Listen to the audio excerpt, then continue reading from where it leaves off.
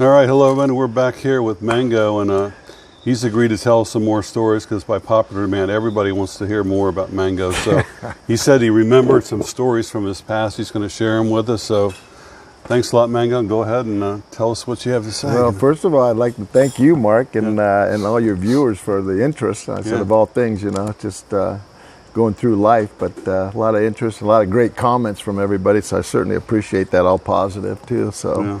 But during one of our interviews, after the first two or three, I thought about a few stories that we kind of skipped over, and then one of them being you asked me in part two or something about how did you're riding Harleys and bikes and buying a bike in Japan and making, you don't make a lot in the military. So how did you subsidize your income? Because you were sending money home too, right? Oh yeah. Sending, so you're living on the squeak pretty well. But I was always coming up with ways to subsidize my income. I was never really one into rules. All my friends know that. I always worked the gray areas to this day, and in the military. So, I remember we're going to Korea a lot, Busan, Korea, and in those days.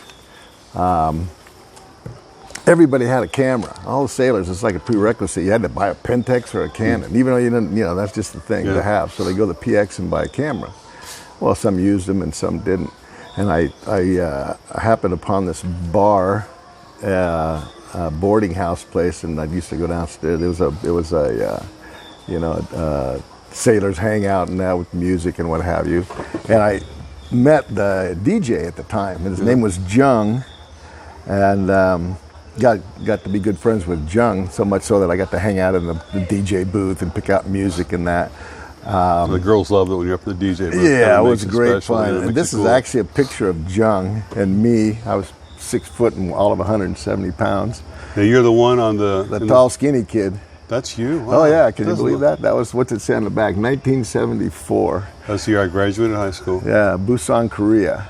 So Jung is in the white coat. He was the DJ. Okay. So we became fast friends. That's Kim, one of the girls that worked at the bar, and my buddy Jerry. They were buddy. So Jung and I hung out a lot and did music and whatever. And how old would you have been in 1974? Remember? Well, 74, 54, 64, 20 years old. Well, you were young. Yeah. So you joined the military early. Oh yeah. You told us before, like, were you 19? 18. 18. Yeah. So I turned my folks were like, "See you later, buddy boy." Wow. So yeah, I was out of there. But anyway, so Jung was super cool, and the owner of the bar was this really hardcore Korean man. He used to sit in the corner. Never knew his name, can't remember. We just called him Papa-san.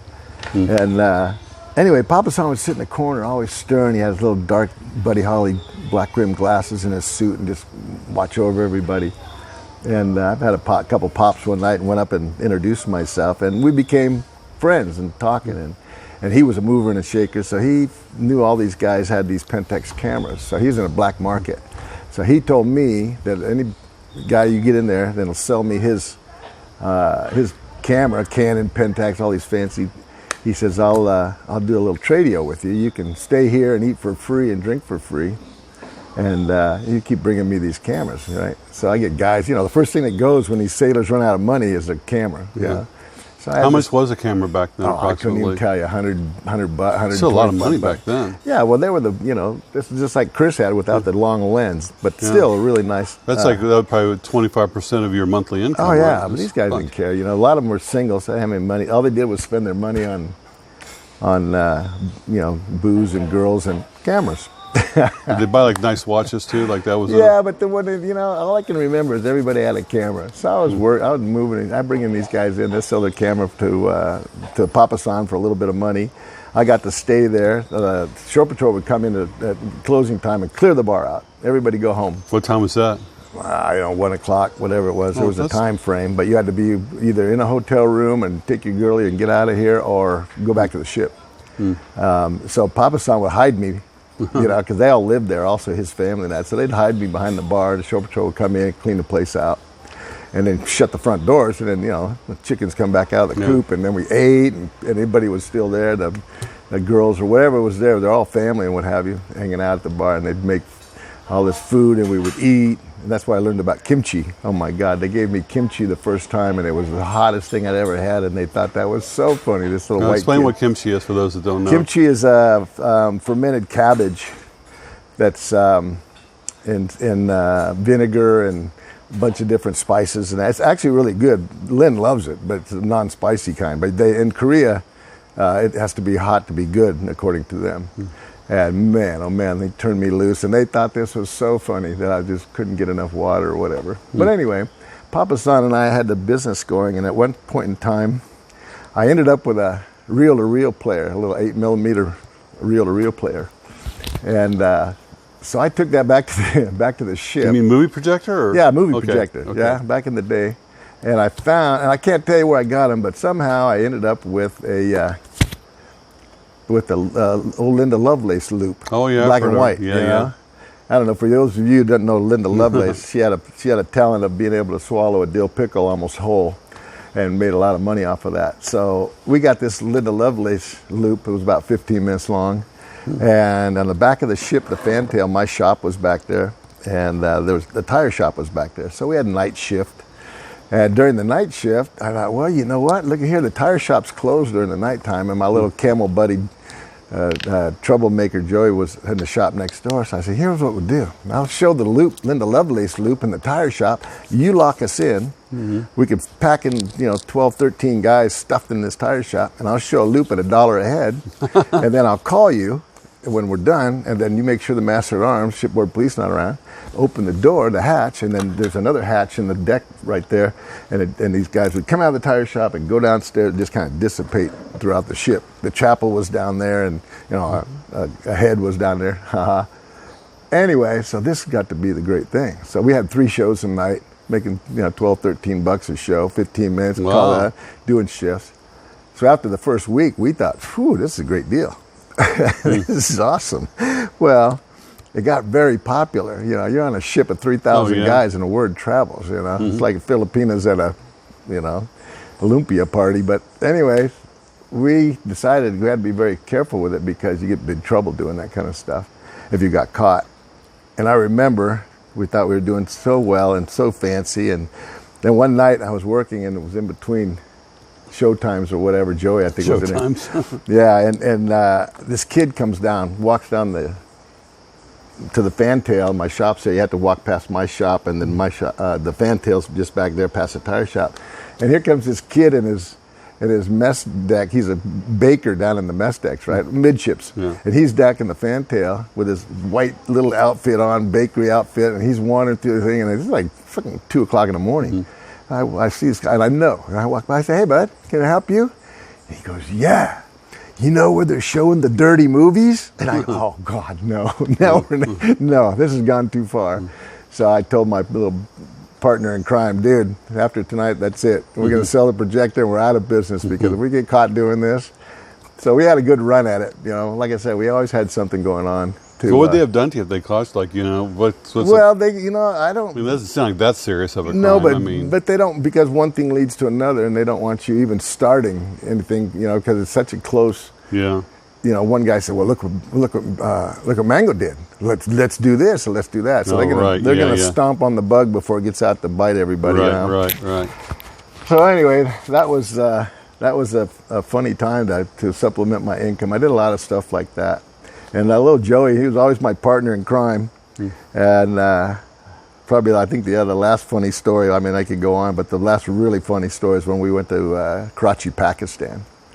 So they set up an area on the beach with barbecues and that, enclosed. Yeah. And they told us that, they didn't want us really to go out in town, into the town and that. It could be dangerous there, can it? Oh, shoot. I mean, not like it is now. Now you'd just disappear. But back then, it's still, They said you could, they're not telling you can't, but they suggest you don't. Well, that's a green light for me. Yeah. So I get Joey, I said, dude, let's go. Let's get out of here. So we sneak off this compound and go and jump in this. It's just foolish. We could have just disappeared forever.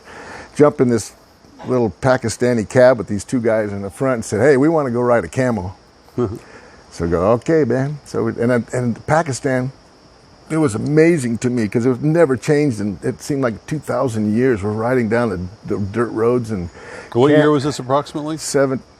same thing, 74, 73, 74. Okay. And the camels and the stick houses and the mud and the guys walking down the street in turbans and just dirt. And I just went, wow, man, this is, man, Joey and I in the back seat, like, wow. The guys in the front said, hey, how do you like to smoke? You want to smoke hashish? And I said, and I was never a big smoker. Even in the 70s, I wasn't really into the pot thing. But for whatever reason, I said, sure. No. So these guys, Joey's like, whatever. And we're in our whites. Yeah. I mean, we got our uniforms on, our little hats. And we're going to go ride a camel. So these guys, back then the cigarettes were about this big, and that included this little filter. So this guy rolls up a little pinner, and he hands it over with the filter, and like this little pin thing on it, right? And I looked at this thing, you used to the joints back in the 60s, big old loofers. And I looked at this thing, looked at Joey, what the hell, a little thing like that, and then I'm going to give it to him, and that was it, threw it out the window. So that was that. And so we're waiting for the next one to come, and these two guys are in the front bouncing their turbans. They're bouncing along as they're. I go, well, so much for that. So I'm looking out the window, and a couple minutes later, I roll my head. I go, what? And Joey rolls his head over. He goes, I didn't say a damn thing, man. And we start laughing, and we could not stop laughing. The tears, I know people that, the tears are rolling. And while we're laughing, these guys finally get to the beach area. And there's camels laying around this big flat above the beach. There's a rock cliff down at the beach. And this guy pulls up between these two camels that are laying down. Looked like a Christmas nativity scene. So he pulls up between these two camels, and we're pretty stoned. And I jump out of the door and take 2 steps and climb on this camel sitting there. And I looked over at the roof of this car, and there's little Joey. He's climbing up on this camel.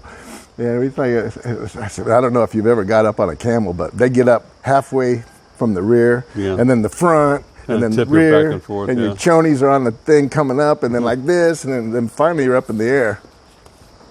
So here we are on these camels. Here's a picture of my camel. He goes like that. There you go. That was 75. It says on the back. So we decided.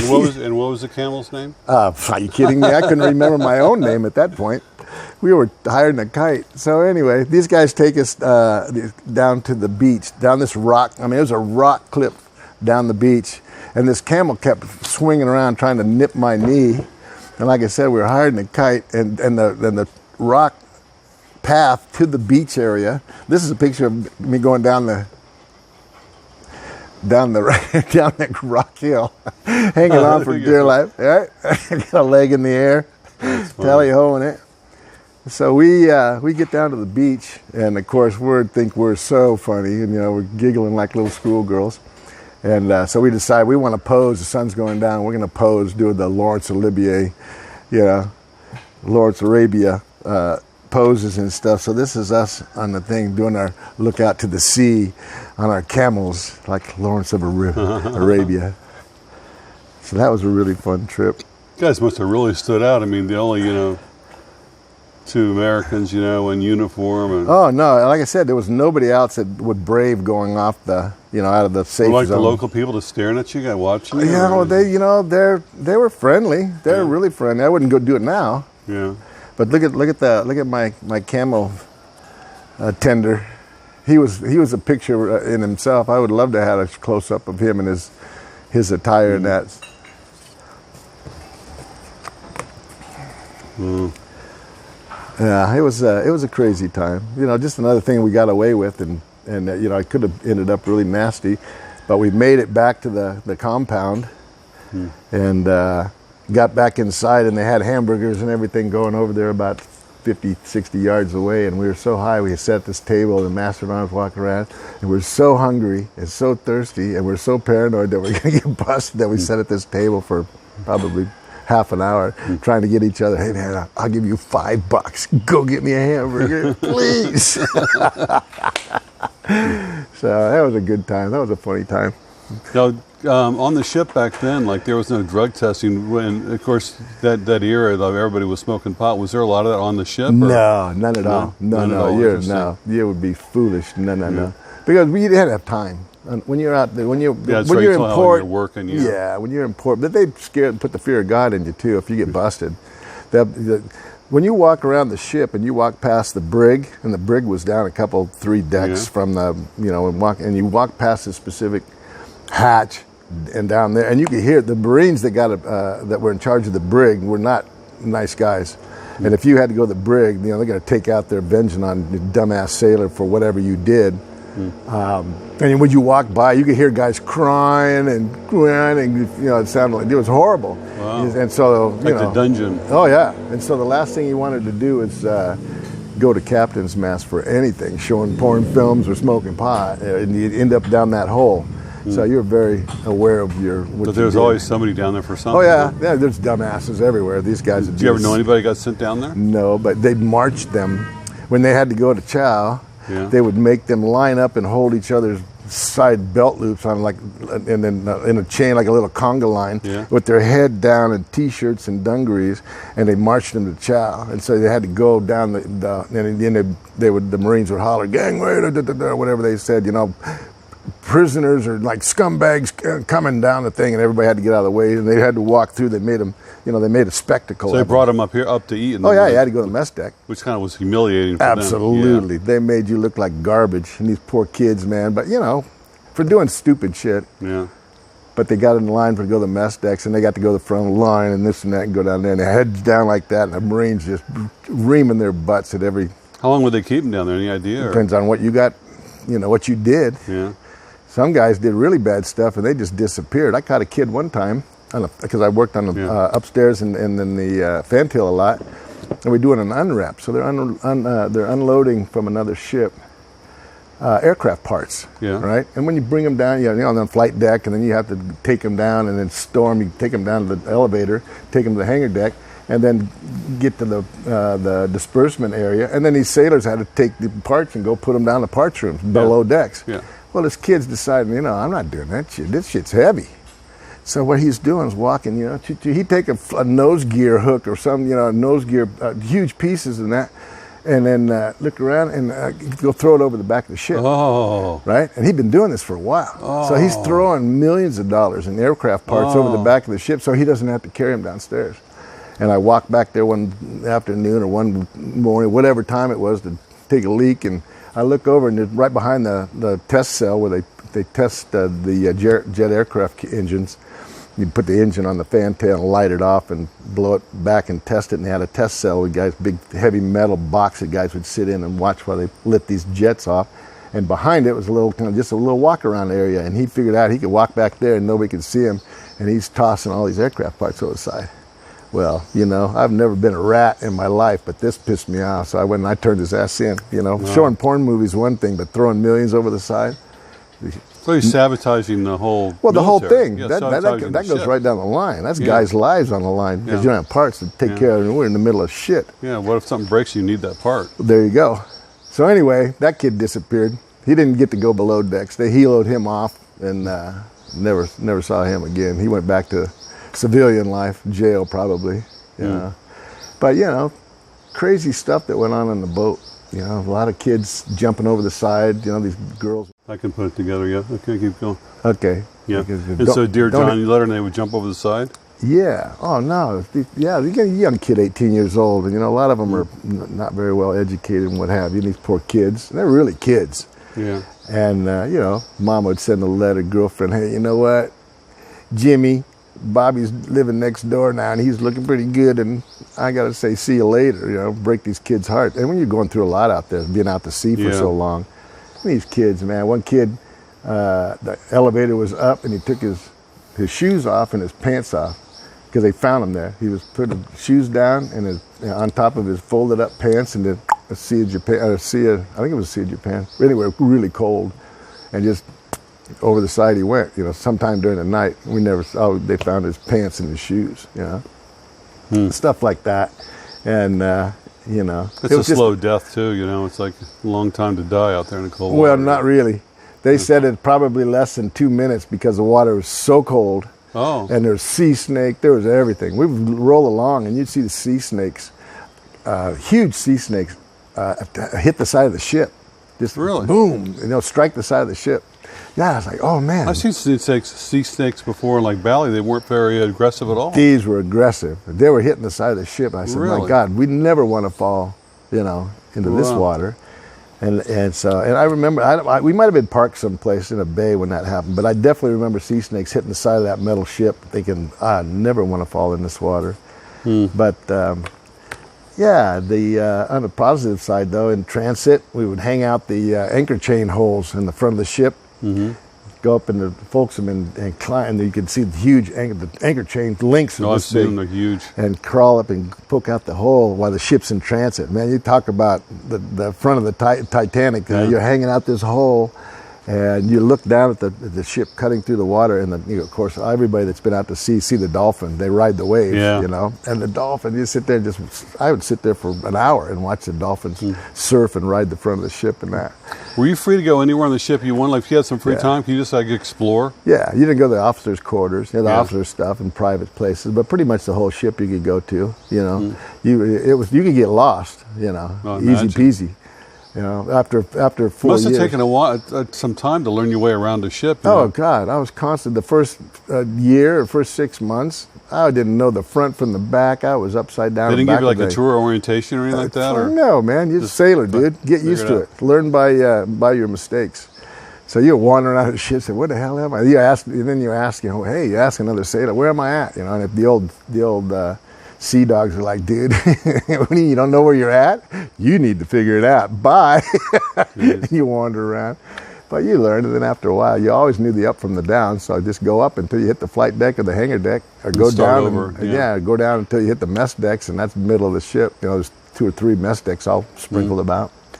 So. Now, what about where you slept? Was it this? You had your own bunk, or did you share a bunk? Was it what they call hot bunking? I've heard about, or no? That's for the gay guys.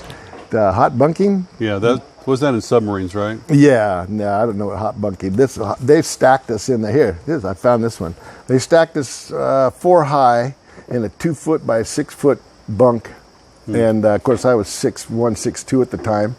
But that's your only sanctuary is that little bunk, and it had a little curtain that you could pull across there. Yeah. But that was it. Was it hot down there or anything? Or no, they air condition it. You know, they had to because of your bake.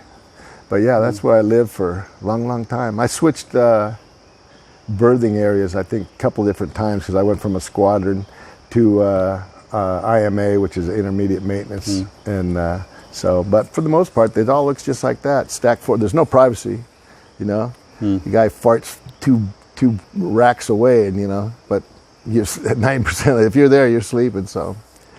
You were saying like how hard the work was and stressful and long hours and 7 days a week and but there's still guys that made a career out of it. It's amazing. No. They must have been so tough to like, you know. Well, you know, you get to change, you know, after you do 4 years. So you figure compared to civilian life, if you're doing something for 4 years and then you get the opportunity to change, you don't change your job status, but you change your area, different ship, or you know, different station. Like I went to Miramar after the ship, so that was a total, you know, working a flight line at Miramar, and then you had time off there.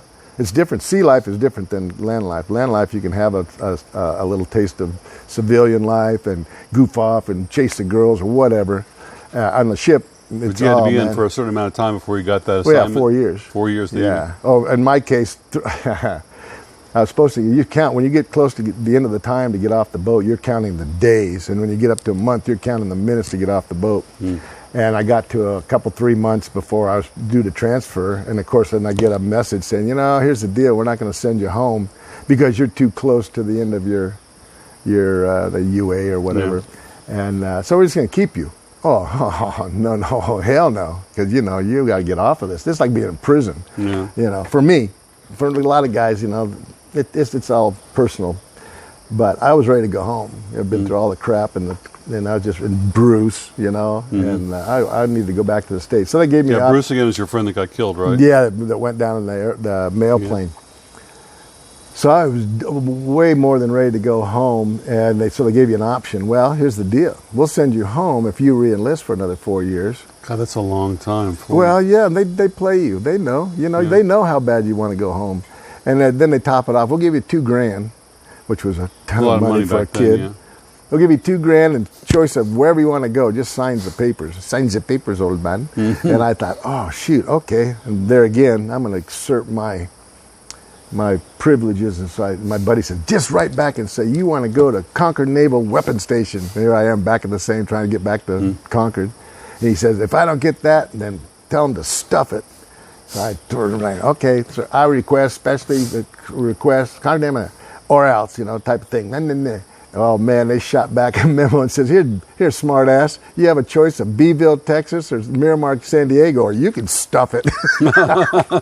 So guess what? Yeah. Homeboy went to San Diego. But that's a really nice place to be. San Diego. I was fortunate. Yeah, that was great, dude. It was California, you know, and I got there. It's nice. Yeah, and so I surfed and had a great time with my buddies. Had a little chopper to run around on, and so life was better, huh? I made the best of it. I had a great time there, and you know, I had a flight line of really good pilots that I worked with, nice guys. You know, I'm about 22 at the time, I think, and they're all pilots, 24, 25, 26. So I had a good time at Miramar. And then were you doing any side hustles there, making extra money? I had to work extra jobs. Yeah, I had a side job. I had a side job working at a military. It was a civilian-run company, but they were refurb shipboard machinery and stuff, big covers for antenna covers and whatever like that. You know, whatever got really beat to death on the salt waters, and so they'd bring them in and bring all these big metal domes and it was a suck job, man. You had to sand these things and refurb them, so they paint them and all gray and renumber everything and then ship them back out in the fleet to be reused. So that was my sideline job. What did they pay for that? In fact, that minimum wage is like, what, $1.50 an hour? Yeah, nothing, you know, but you had something, you know. Even if I made $500 extra a month, you know, that's a lot of money. 300, I don't even know what it was, but it was like I worked, I think 3 or 4 days a week, and then I worked in between, because Miramar I worked at 3 in the morning till, 3 in the afternoon until we had all the airplanes ready for the next day. So we could get off earlier, we could get off 3 o'clock in the morning again, depending on how much they flew that day. See, there's the police, they're looking for you. How the hell did they find us up here? No. Dang, Mark, you should have told me. Hey.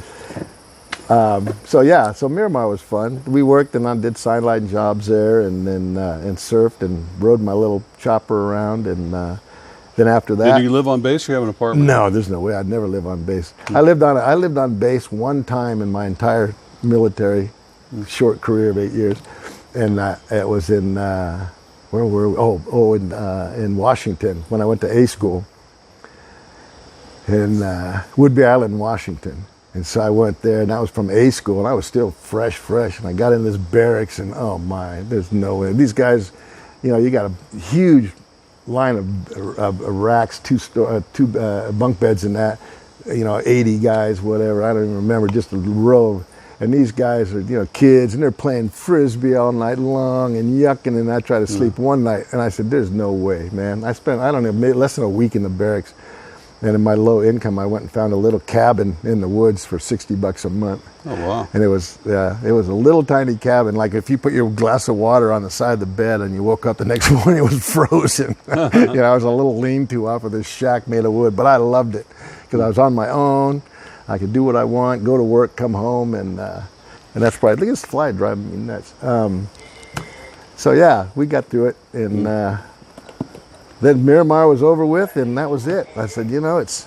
So there's no consideration about joining up again? Or you know, everybody asked me that. Say, you know, you did 8 years, you only have 12 left and you could retire. Which looking back, you know, I could have retired at 38, you know, but I would have never made it. Nah, I was... Now, do you get anything from the military now, like any kind of pension or anything? I have these cool pictures. That's it. How about VA? Like, can you go to VA hospital? Yeah, if I had something, I could go and go through all the paperwork and all this stuff. Luckily, I've been pretty healthy and taking care of myself, and so, you know, knock on whatever this plastic is. So, you know, even at that, here in the Philippines, you know how that goes. Yeah. We just hope that we stay healthy and do what we can. If you had to, like since Subic Base is opening back up, you could go there and... Yeah, if I had to go, if something major happened, I could go to Manila to the VA, and you could take my DD-214 and say, help, you know, I'm dying, but by that time you're going to be dead by the time you get to Manila anyway. Well, something like this minor, you know, not too serious. You know. But they have good doctors here. You know, stuff that's short of a heart attack or major something going on. I trust the guys here. I've had good reports with the medical facilities here in Dumaguete, depending on which hospital, but there's good doctors here. So, but again, you know, I'm with you. We stay healthy here and try to keep moving so we don't have to utilize that part of Now, it. do you take anything like blood pressure medicine, anything like that? or- No. Oh, good They had for me you. on statins Yeah, me too. I gave years that up. ago. And I read too many bad things about it. well, that's it. My doctor at the time was retiring. First of all, they put me on. He told me a great story. You know, I'll make this quick, but you know, my mom's cholesterol was 330 all her life, and so you know, it runs in my family. So I'm 220 or something like this. Oh my God, Mango, you're gonna. Oh, we have to get you on statins. So they put me on statins. I said, well, shit, dude. And they said, well, Charles is, you know, eventually you're gonna have shoulder pain, and it's gonna cause this and that. You know, about 4 years. But we have a pill, man. We got new stuff to get us take care of that. What? And so I took statins for like a year. Worked great. Got down to 171. My blood was like water. I cut my arm open and I couldn't get it to stop. And I went to my old doctor that I'd had forever, and he was retiring. I said, you know, this statin thing, I don't want to take a pill for the rest of my life. And this was 15, 20 years ago. And I was like 50, 40 something. Well, 66 now, so a long time ago. And he knowed my history. I said, so what do you think? Seriously. And he goes, let me tell you a little story. He says, back in the 60s, 70s, when they figured out cholesterol, you know, they said, shit, anything over 300, we better get you taken care of. And then fast forward, they developed statins. And so they thought, oh my God, we're making bank on this deal. So 10 years later, they said, you know, let's lower that down to like 250. We'll make bank. And this is my old doctor, been a doctor for, and he said, man, they're making millions off of statins. I go, oh shit. Fast forward another 20 years, 90s, and then let's lower that to 200. So they lowered the cholesterol level to anything over 200, you're gonna die. And so then they're making billions. And so my doctor says, what do you think they're doing, man? They got this figured out. You know, he says, I'm retired now. And he's being honest with me. And I said, well, I really appreciate it. So what do you think I ought to do? He said, get off the statins, you know, because I was always working out. Get off the statins, keep eating like you do, keep doing what you're doing, you'll be fine. So I quit the statins, and that was years ago. Me too. I quit about 8 years ago. I actually had a pharmacist tell me that she said she was a brand new pharmacist, you know, practicing, just got out of university. And she said, do not take statins. No. You know, and so I don't. I take my blood pressure medicine, that's it, lisinopril. But so I've had quadruple bypass surgery, so it's different for me than it is for you. Yeah. Yeah. Well, Starting to do you rain. feel the rain? Yeah, let's stop the rain and we'll move inside there. Yay.